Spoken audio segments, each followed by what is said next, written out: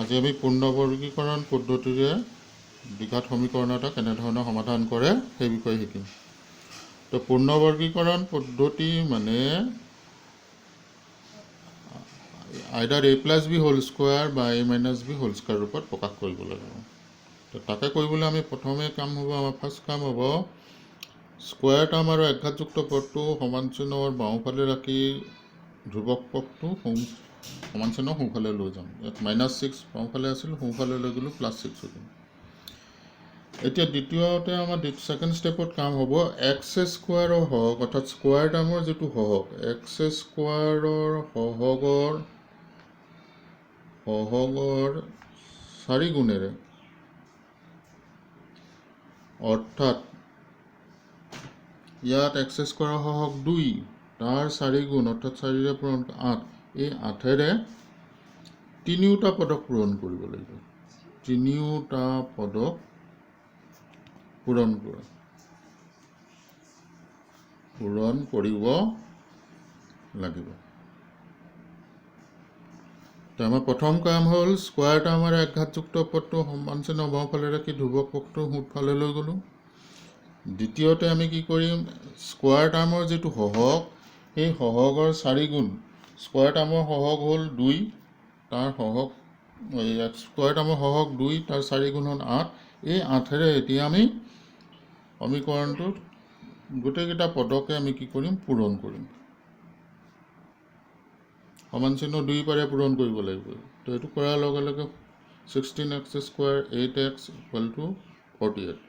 এতিয়া সমান চিহ্নৰ বাওঁফালে দুটা পদ আছে, এই দুটা পদৰ পৰা আমি তিনিটা পদ কৰিব লাগিব, যাতে হয় a square + 2ab + b square বা a square - 2ab + b square ৰূপত আহে।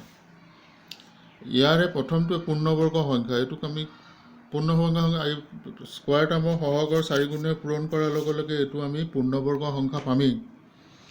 তো 16x স্কোৱাৰ মানে আমি লিখিব পাৰোঁ 4x হোল স্কোৱাৰ।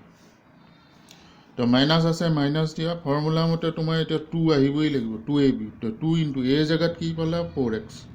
এতিয়া চোৱা 2 পূৰণ 4 × 4x, 2 × 4x কিমান হ'ল, 8x। তাৰমানে ইয়াত 8x আছিল, ইয়াতো 8x পালাই। তেতিয়াহ'লে তোমাৰ b যিহেতু লাগে, তোমাৰ b ইয়াত 1 হ'ব, মানে 1 পূৰণ কৰিলে 2 × 4x × 1 8x থাকিব।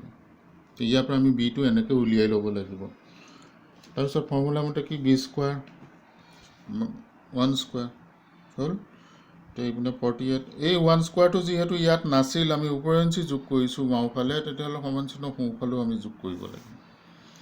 তো এইটো গৈ হ'ল 4x - 2 a square - 2ab + b square, অৰ্থাৎ a - b whole square. a জেগাত আছে 4x, b জেগাত আছে 1, তো 48 + 1, 4x - 1 হোল স্কোৱাৰ = 49।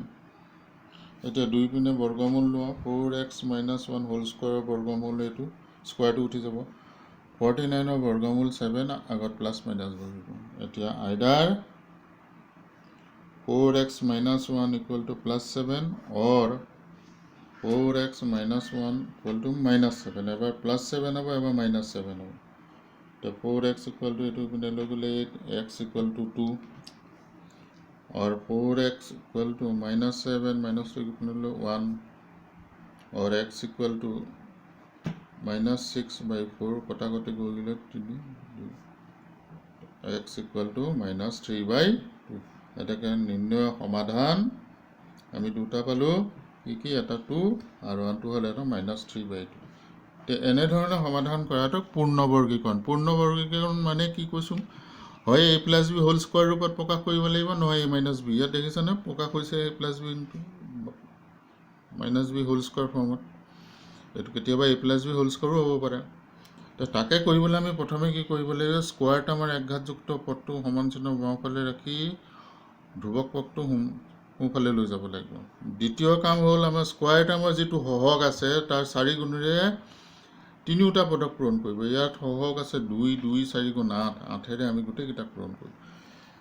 4 গুণেৰে পূৰণ কৰাৰ লগে লগে প্ৰথম টাৰ্মটো তোমাৰ পূৰ্ণবৰ্গ হৈয়ে পৰিব। এইটো 16x স্কোৱাৰ মানে 4x হোল স্কোৱাৰ, মাইনাছ আছে মাইনাছ দিবা, প্লাছ থাকিলে প্লাছ। ফৰ্মুলা মতে তোমাৰ এতিয়া 2 আহিব, 2ab ফৰ্মত আনিব লাগিব। 2 ইনটু এইটো হ'ল a, তো এই জেগাত কি আছে 4x, তো 2 ইনটু 4x 8x, আমাৰ ইয়াত 8x আছে, তাৰমানে বি আমি কি ল'ব লাগিব 1, বি হিচাপে ল'ব লাগিব 1, কাৰণ অলৰেডি 8x ইয়াত আছেই, 8x সমান হ'বলৈ আমি 1হে পূৰণ কৰিব পাৰিম। এইটো বি, তেতিয়াহ'লে প্লাছ বি স্কোৱাৰ, এই 1 স্কোৱাৰটো ইয়াত নাছিল, ওপৰঞ্চি ইয়াত যোগ কৰিছোঁ, এইপিনেও যোগ কৰিব লাগিব। এতিয়া এই পূৰ্ণবৰ্গৰ ৰূপত প্ৰকাশ পালে, তাৰপিছত বৰ্গমূল্য সৰল কৰিলে আমি সমাধানটো পাম।